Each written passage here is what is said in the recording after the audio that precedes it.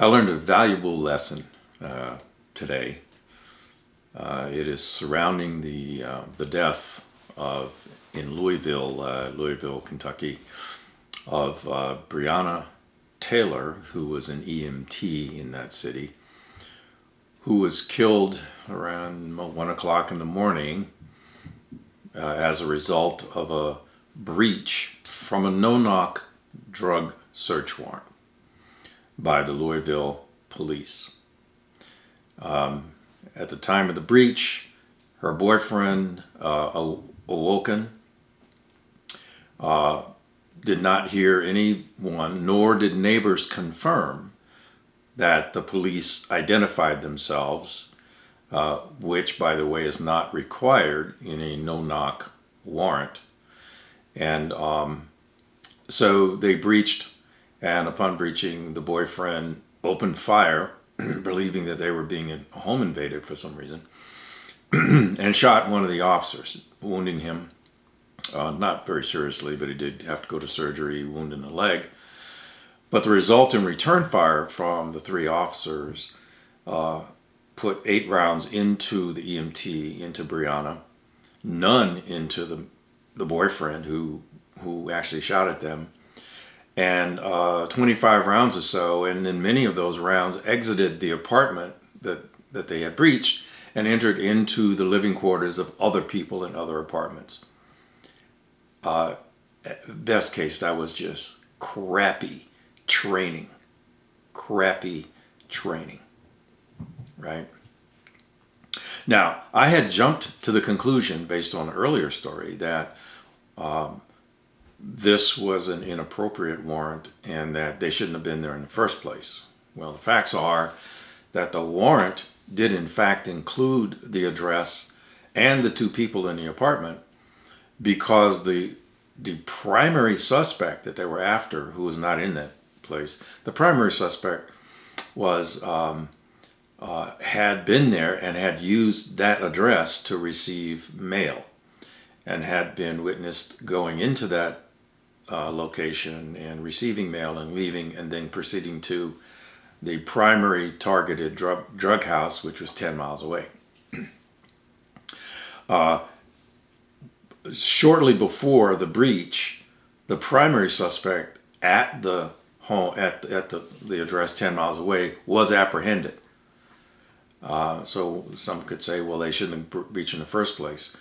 Well, the search warrant was for additional evidence in Breonna's apartment, as well as to search them personally and their 2 cars.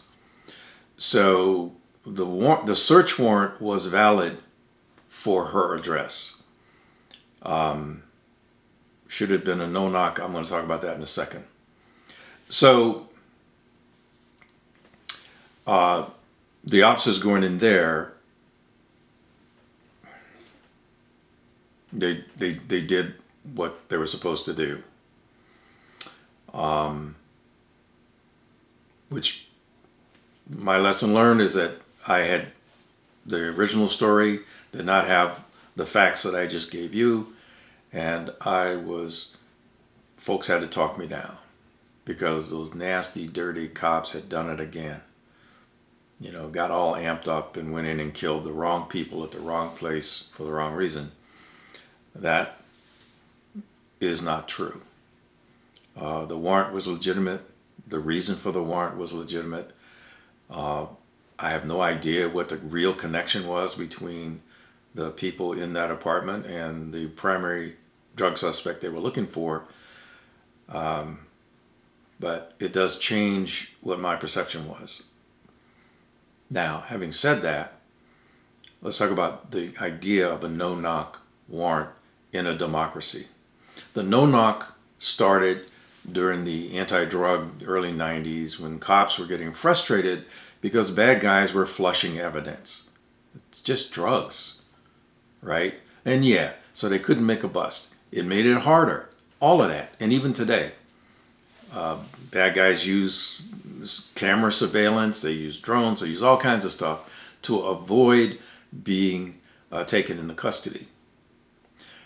My thing is, They do these no-knock warrants in the middle of the night because they expect people to be asleep. And they can surprise them and then apprehend them while they're still groggy. Because it takes a minute to get your act together if you're awakened from a deep sleep. I think that is totally inappropriate use of a warrant, especially if you're trying to arrest someone, especially if you're going in with deadly force at the ready. There should never be a thing called a no-knock warrant. And all warrants should require the police to identify themselves as loudly as possible, bullhorns, whatever you got to do, to let the people inside the premises know that you're law enforcement and you intend to come in. And if they refuse to let you in, then you will breach. That's how it should go. And if that means that evidence could be destroyed, that's tough shit, really. Because these aren't terrorists, right? You're not going after them. You're going after them to get a tick mark on your arrest record. If you're a prosecutor or a DA, you're going to get a tick mark for a conviction, right? But regardless, you're going into a citizen's home and you require a warrant. Now, many jurisdictions in the country are eliminating the no-knock warrant. That's happening in California and some other places. In some cases where it is authorized, many judges won't write one, and most law enforcement won't ask for one, even though they can, because it's not necessary.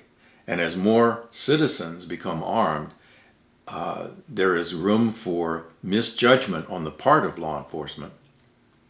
And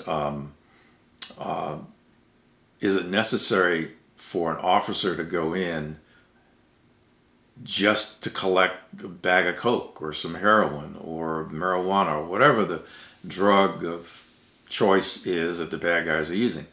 My thing is no.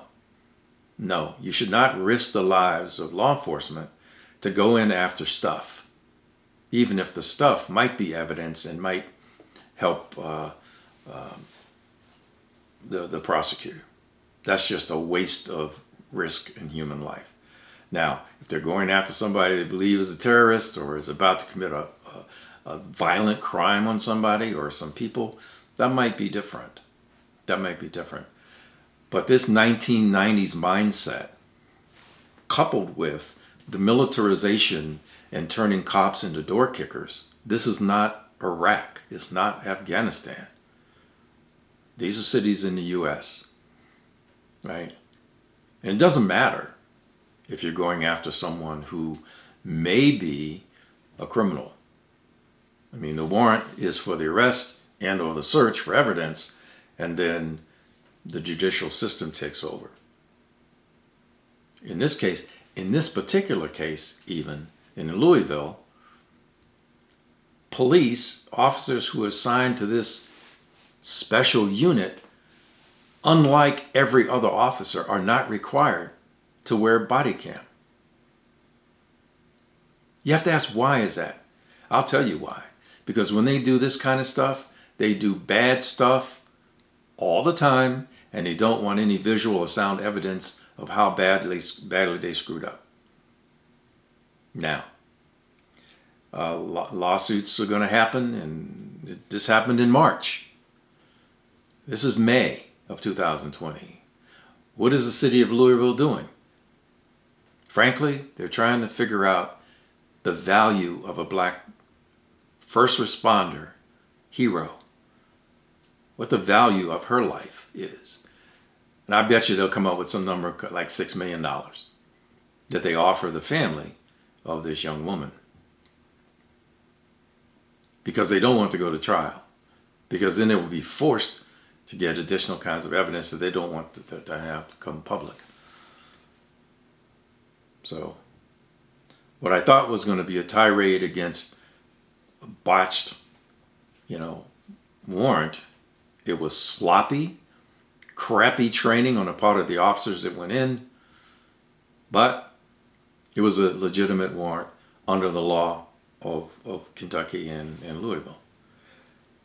My argument now is that this is an example of why no-knock warrants should be eliminated, period. It protects the officers going in, and it protects the people who are inside who may or may not deserve to be shot, but who will, like me, protect themselves. If you live in an apartment, for example, you don't know who lived there before you, do you? You don't know who is receiving mail at your address, whether you live there or not. You have no idea. So it is possible that some law enforcement, there was some creep living in your place before you moved in, and all they have is the address, they don't know you, and they're going to come with a no-knock warrant and knock on your door and then breach. Right? Wrong address, wrong time, wrong house. Now, the consequence of doing that to me, they'll meet my little friend. This is a 50 Beowulf on an AR platform. No vehicle, no body armor, no nothing will stop my ability to defend myself against people who breach into my place when they're not supposed to be there. I'm just saying.